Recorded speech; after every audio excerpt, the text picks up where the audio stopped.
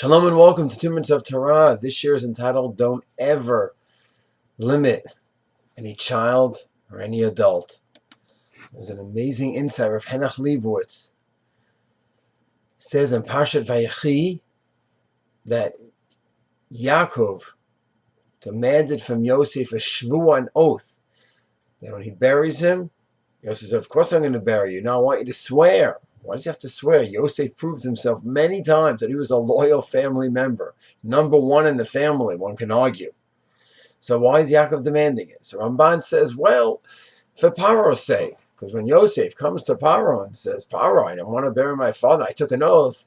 So Paro, even though he's a polytheist, idolater, still an oath is a serious thing. So that's fine. But then he says, and also, Ramban says, also the chazek Yosef, to make and give him the chizuk, the ability to go ahead and carry out the oath, the promise to bury his father Yaakov was once. It's an oath, and it will push Yosef. So Rav Henoch Leibowitz Chidush says, are you telling me that Yosef will not go ahead and do everything he possibly could to bury the brother, to bury Yaakov? He needs an oath, and he otherwise would be negligent.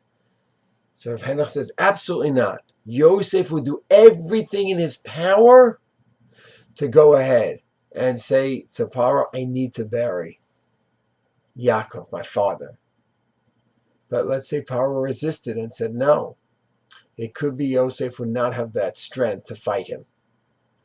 But if he has an oath over his head, then that will give him an infusion of energy, a boost, to go ahead and do that much more. So if he didn't have the oath, he'll do everything he can. But everything he can is not as much as when he has the oath over his head. It gives him an infusion of energy, of adrenaline. That, oh my gosh, I have an oath, I could die, who knows what could be, God will kill me. And it'll give him that much more push. Rav Henoch is the same thing with the Medrash, that Reuven, if he knew the Torah was going to write about him, that he went to save Yosef, he would have taken him from the pit and told all the brothers to go fly a kite. I said, what I'm doing, I don't care what you say. And he would have carried him all the way back to Yaakov. That's what the Medrash says. It would have given him a new level of energy. So Henoch says the fact that Reuven didn't do that because he didn't know he was going to be written about in the Torah was not a taina, was not a claim against him. Because Reuven did whatever he could based on the energy that he had. But if he would have had that extra infusion, knowing, oh my gosh, billions of people are going to read about this in the Bible, in the Chumash, in Tanakh. Whoa, I'm going to go and just do something great. I'll carry him for 10 days straight. It would have given him an adrenaline lift, and he'd be a different person.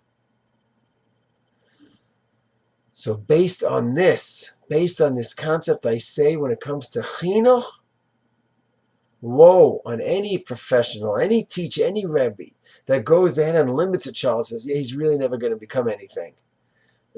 Maybe I'm always to be able to learn some Mishnah, a little Gemara, maybe in a basic level of Daf Yomi, but we've shown him depth, really getting into it. Rabbi Kiva Ega, he can't now, and he never will be able to. Chas v'shalom to say that. Why? Because right now, you are seeing a child with level 6 out of 10 energy and ability. But what would happen if he would know that he's going to be a writer of Sfarim? What happens if he goes ahead and has exposure to this Rebbe, to next year's Rebbe? It might create an infusion, a new dynamic, a new energy that he doesn't have now. And that new energy is going to bring him to a different place than he is now, because he's a different person. Or it could be the second he hits 7th grade, or the second he hits 8th grade, he knows, oh my gosh, this is the year that I'm applying to high schools. That feeling produces a new child. And once you have that new energy, that new feeling, the new dynamic, this capabilities are going to be seen that he never had before. So therefore, it is crucial, so crucial.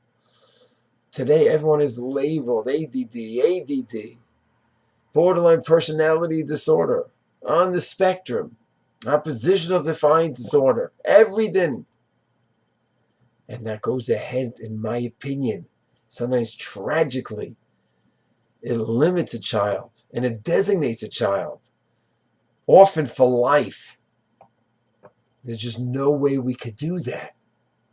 Because even if it's an accurate assessment based on who he is right now, which often I challenge, but even if that's an assessment that right now he's oppositional, right now he's ADD, right now he's narcissistic, or whatever label the professionals are giving him, even if there's truth to it, if there's truth, yeah, but that's an assessment based on the variables right now. But who knows what new variables are going to create a new child? A new variable could be a year later in his growth and maturity. A new variable could be a special Rebbe that connects with him.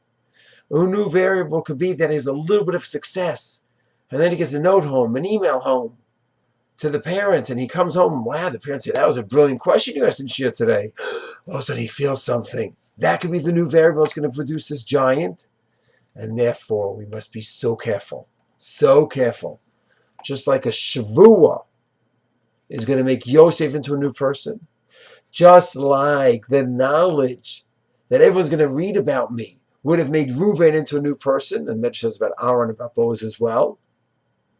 So too, there's new variables that can and will make this young man into a new person.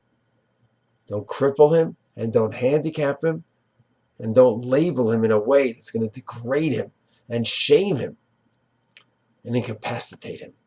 On the contrary, you could say right now we have this challenge. Let's see what new factor is going to create this new child who's going to reach the heights. Shalom.